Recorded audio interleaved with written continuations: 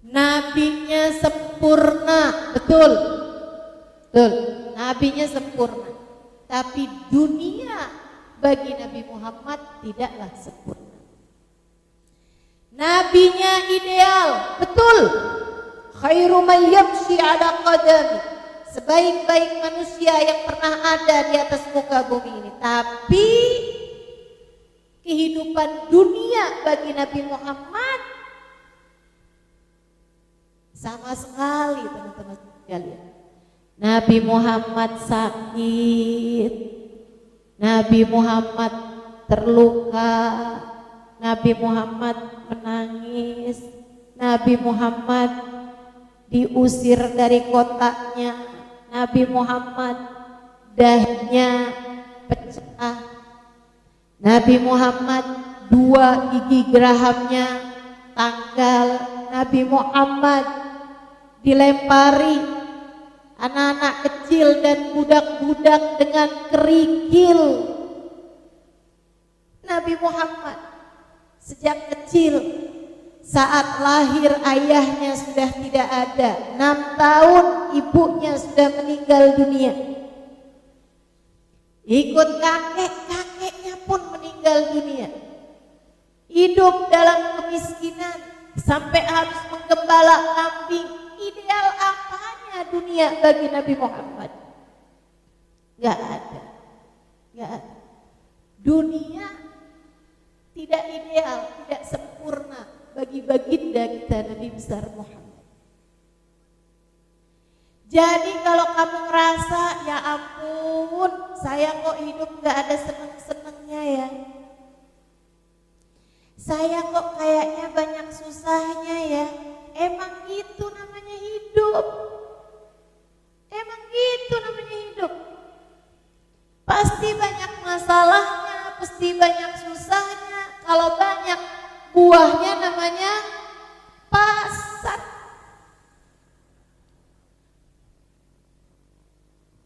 Pasar buah. Pasti yang namanya hidup itu ya gitu dah. Kamu jangan berpikir kalau saya kaya hidup saya ini bakalan senang terus. Gak ada ceritanya. Yang kayanya ngomongnya gak begitu. Yang kaya bakalan bilang ternyata uang bukan segalanya. Gitu.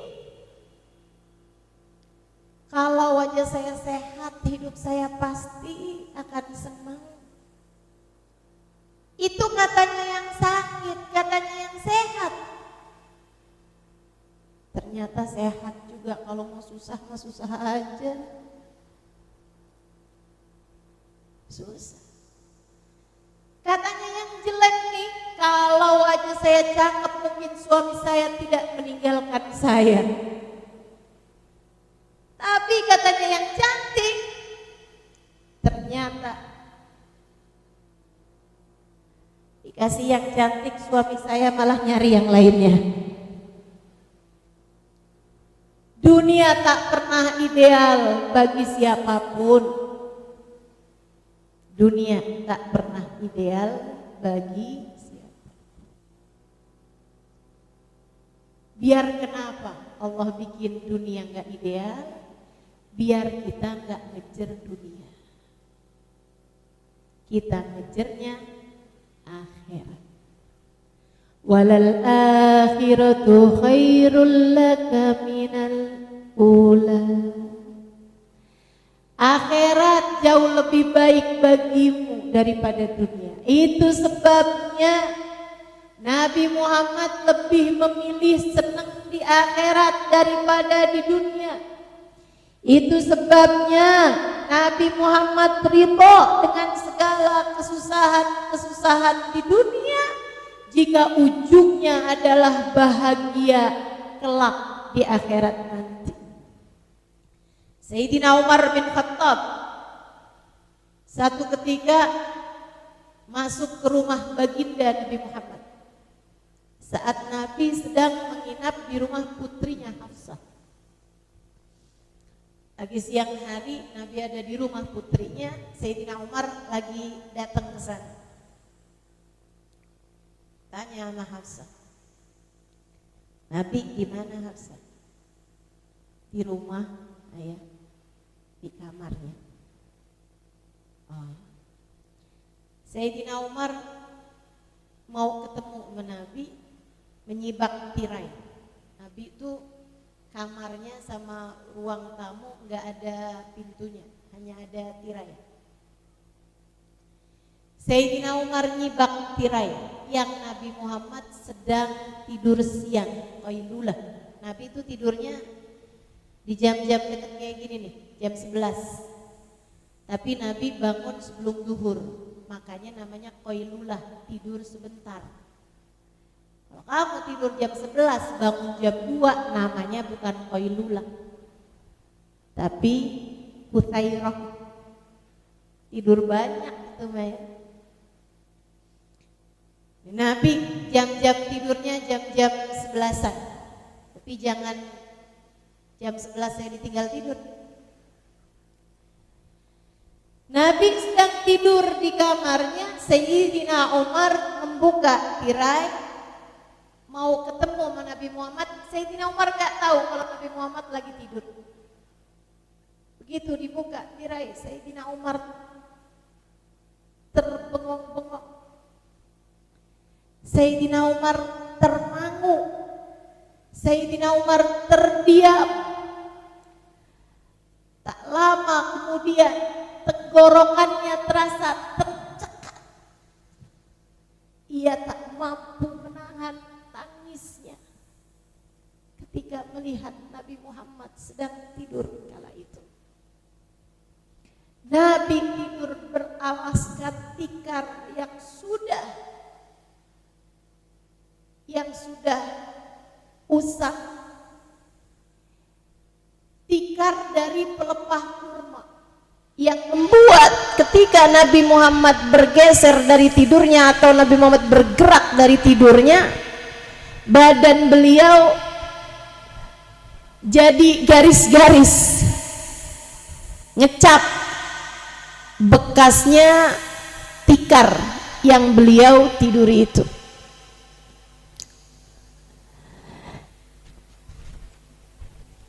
Panas, Nabi Muhammad berkeringat, keringatnya wangi, tapi Nabi Muhammad tetap keringetan, kepanasan. Nabi kepanasan, Nabi tidak nyaman. Nabi tidur di bawah gitu aja teman-teman, gak ada kasurnya. Sayyidina Umar melihat pemandangan tersebut, rasa-rasanya kayak ada sesuatu yang menohok di jantung beliau, membuat beliau gak tahan, beliau pun menangis. Dari yang asalnya hanya sekedar air mata keluar gitu aja, lama-lama tak mampu ia tahan, keluarlah suaranya. Nangis sejadi-jadinya. Nabi terbangun. Kata Nabi, maafkah ya Umar, maafkah? Apa yang membuatmu menangis wahai Umar? Kenapa? Kamu kenapa Umar? Sayyidina Umar di antara sela-sela tangisnya beliau berkata, ya Rasulullah, tadakkartu muluka Kisra wa Kaisar. Aku pernah berjumpa, aku pernah bertemu dengan raja-raja Romawi dan Persia. Aku teringat mereka wahai Rasul. Sebagai raja mereka tidur di atas kasur yang empuk, dikipasi oleh dayang-dayang, berada dalam keadaan yang paling nyaman, seindah-indah tempat di muka bumi ini. Wa anta ya Rasulullah, sementara engkau wahai Rasul, anta aula, engkau lebih berhak untuk mendapatkan kesenangan. Anta Habibullah, engkau kekasih Allah yang menciptakan dunia dan seisinya. Nabi bahkan terkadang mengganjal perut dengan batu karena 3 hari tak makan apa-apa. Tidur hanya beralaskan dengan tikar dari pelepah kurma. Sayyidina Umar bilang, Rasul, engkau lebih berhak untuk itu. Kau lebih berhak untuk disenangkan. Nabi Muhammad senyum. Nabi Muhammad tersenyum. Kemudian mengajarkan sebuah ilmu besar kepada Sayyidina Umar. Ilmu besar kepada kita sekalian umatnya. Kata Nabi Muhammad, ala tarda ya Umar anna lahumud dunya walanal akhirah. Tidakkah kamu ridho wahai Umar, Allah kasih dunia buat mereka, buat kita Allah kasih akhirat. Buat mereka Allah kasih dunia, buat kita Allah kasih akhirat. Buat mereka Allah kasih dunia, nggak apa-apa. Kamu nggak punya mobil kayak yang dipunya orang lain, nggak apa-apa. Kok itu ya orang-orang kafir tuh ya pada punya pesawat pribadi. Saya cuman punya pesawat telepon. Gak apa-apa.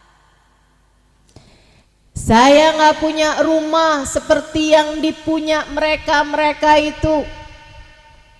Gak apa-apa teman-teman. Gak apa-apa. Anna lahumud dunya walanal akhirah. Allah kasih dunia buat mereka, kita wahai Umar sama Allah dikasih yang jauh lebih besar, yaitu akhirat. Ingetin terus diri, ingetin terus dirimu. Kalau lagi sakit, ya ampun sakit bener ya, bilang wahai diri nggak apa-apa, kita susah di dunia, kita sakit di dunia, di akhirat biar kita sehat.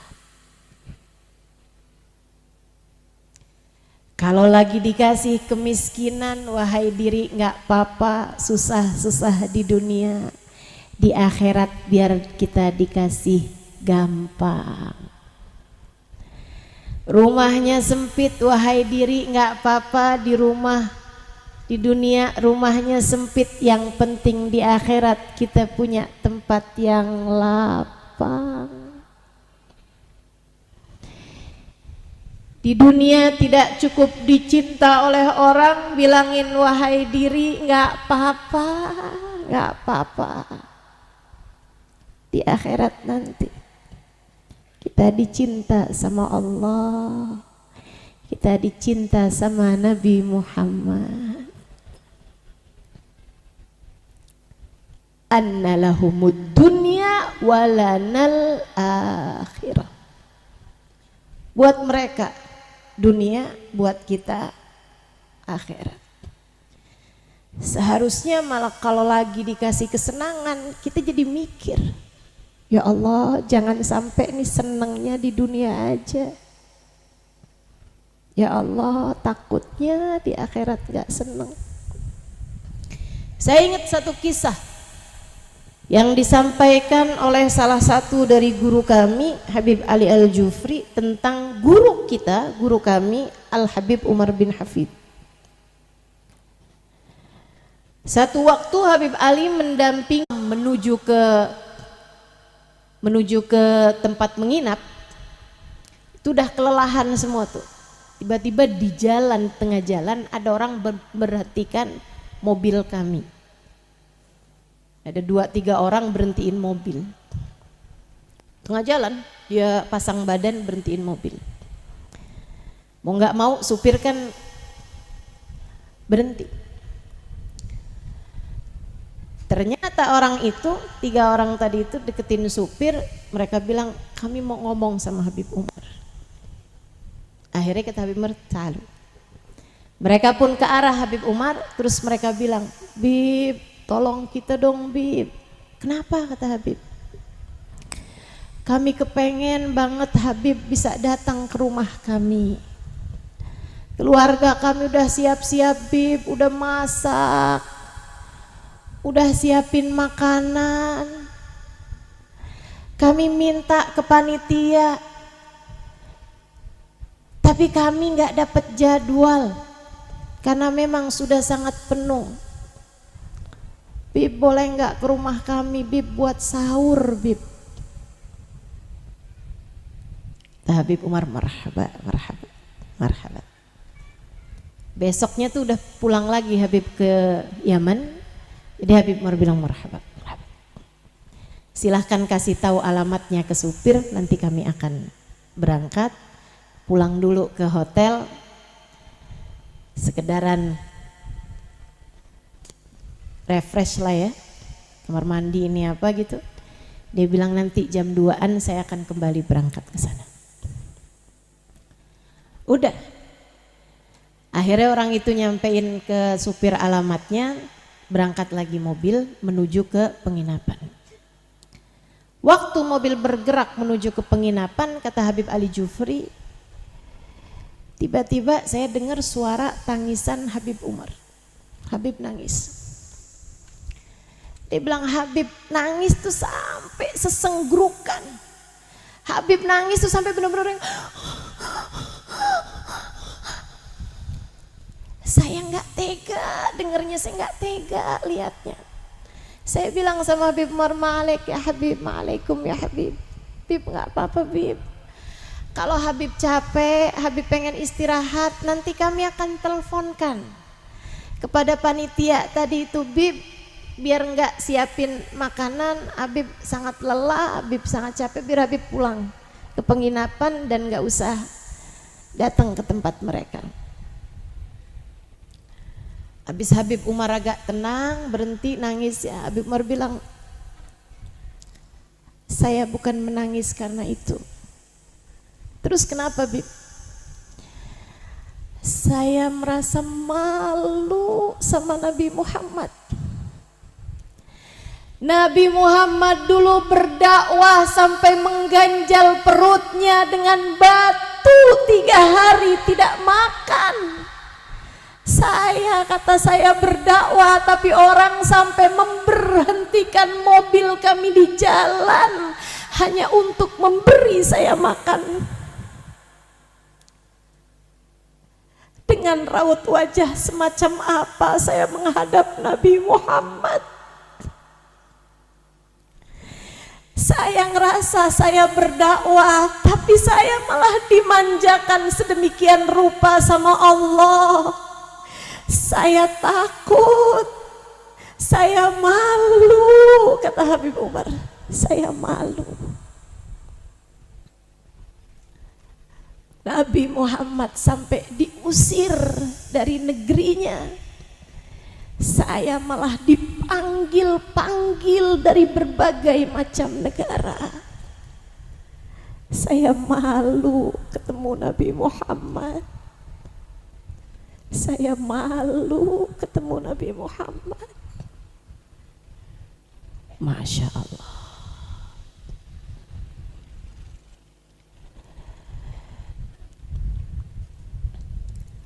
Saudaraku sekalian yang saya muliakan.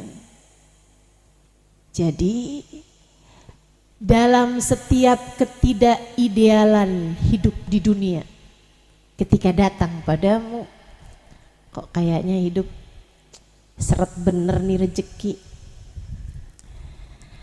atau ketika kamu ngerasa orang yang kamu cintai berpaling hati darimu, atau ketika sedang datang sakit, atau ditinggalkan orang yang kamu sayangi, apapun dari keadaan tidak ideal datang dalam kehidupanmu, sampaikan kepada hatimu, kita memang bukan hidup di dunia untuk dunia. Kita hidup di dunia untuk akhirat. Kita hidup di dunia bukan untuk dunia, kita hidup di dunia buat nyari akhirat. Teman-teman saudaraku sekalian yang saya muliakan,